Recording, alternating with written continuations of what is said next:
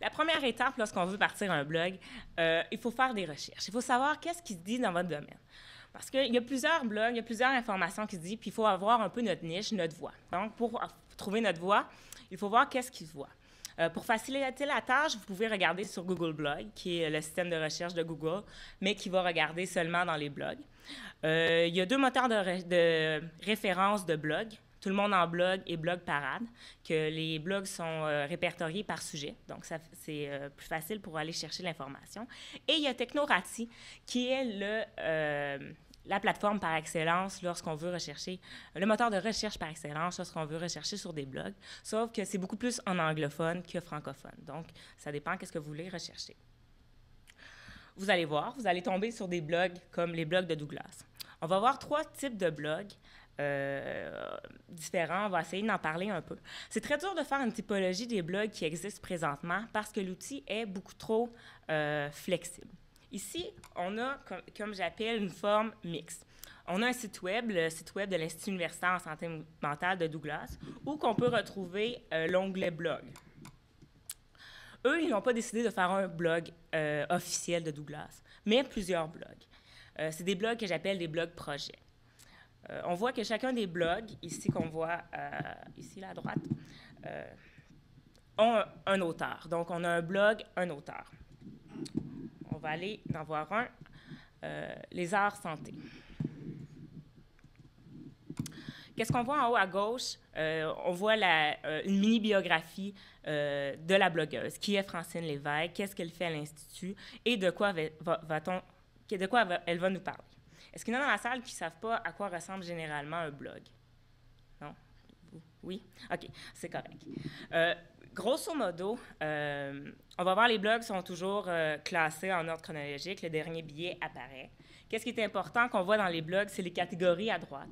Tous les billets sont classés par catégorie, par sujet. C'est beaucoup plus facile à rechercher l'information dans un blog. La blog list, c'est quelque chose, c'est une pratique courante que majoritairement tous les blogs ont. On fait des liens vers d'autres blogueurs qu'on connaît. C'est comme ça que le monde de la blogosphère se fait connaître. On fait des liens entre les informations et on fait des liens entre les blogueurs. Qu'est-ce qui est intéressant de ce type de blog? On voit ici qu'elle parle au jeu. Je viens de recevoir le dernier numéro. On a parlé de communication humaine authentique. Le jeu fait partie de cette communication humaine authentique. Elle parle au jeu, elle peut donc s'investir dans son blog personnellement. Si on revient à la page des blogs de Douglas, on voit qu'ils ont 2 objectifs. Leur premier objectif, c'est d'éduquer la population sur les enjeux de santé mentale. Leur deuxième objectif, c'est partager les connaissances en santé mentale auprès des intervenants et des membres de la communauté scientifique. Donc, 2 objectifs qu'on a traités, 2 cibles, la population et des membres de la communauté scientifique. Qu'est-ce qui est intéressant ici, c'est la charte du blogueur. Je ne vais pas l'ouvrir parce que c'est un document PDF, mais qu'est-ce qui est important dans la charte du blogueur? En entreprise, on l'appelle surtout la politique éditoriale d'un blog. Qu'est-ce qu'on retrouve dans la charte? C'est le contexte du blog. Qu'est-ce que le blog va nous raconter? On met des règles, on met des balises. Qu'est-ce qui est vraiment important dans une charte du blogueur? C'est la responsabilité. Ici, c'est écrit noir sur blanc que le blogueur est responsable du contenu publié. C'est probablement à cause que la charte du blogueur existe que Mme Lévesque a pu écrire au jeu, a pu s'investir personnellement dans le blog et émettre des opinions et écrire au jeu. Je suggère fortement pour toute entreprise ou organisme, institution qui blogue, d'avoir une charte du blogueur qui donne la responsabilité au blogueur du contenu.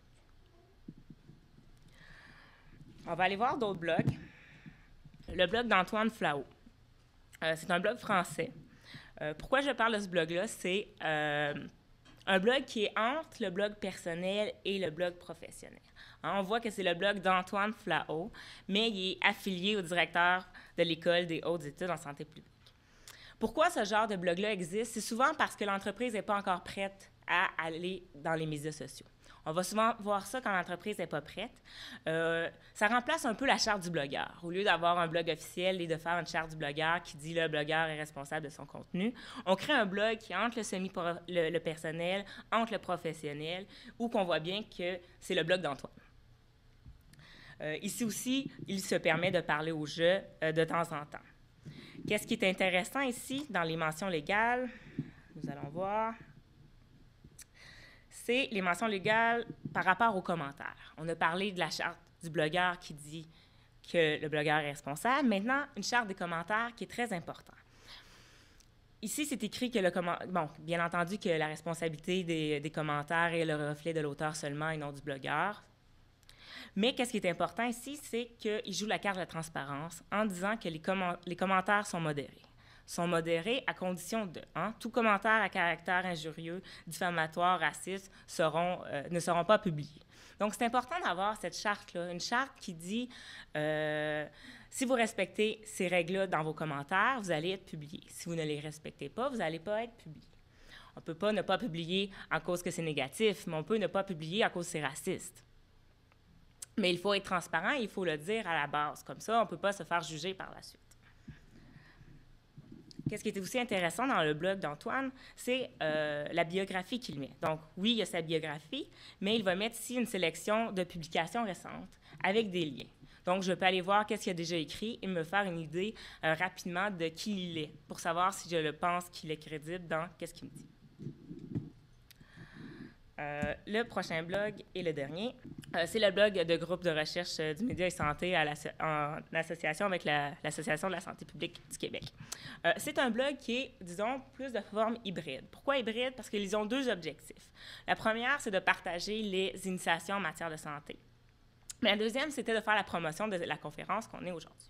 Donc, au lieu d'avoir fait un site web où on aurait pu trouver toute l'information pour la conférence, les conférenciers, l'inscription, partenaires, ils ont fait un mix entre le site web et le blog. Qu'est-ce qui est intéressant avec ce blog? C'est qu'ils ont un blog, plusieurs contributeurs. Donc, un blog, plusieurs blogueurs. C'est important, c'est intéressant à penser à cette alternative. Si vous n'avez pas beaucoup de temps pour bloguer, utilisez plusieurs blogueurs. Ça va vous permettre d'avoir un blog en santé, donc un blog qui est mis à jour fréquemment, mais vous n'allez pas avoir toute la charge de travail sur une seule personne parce que oui, ça demande beaucoup de temps bloqué.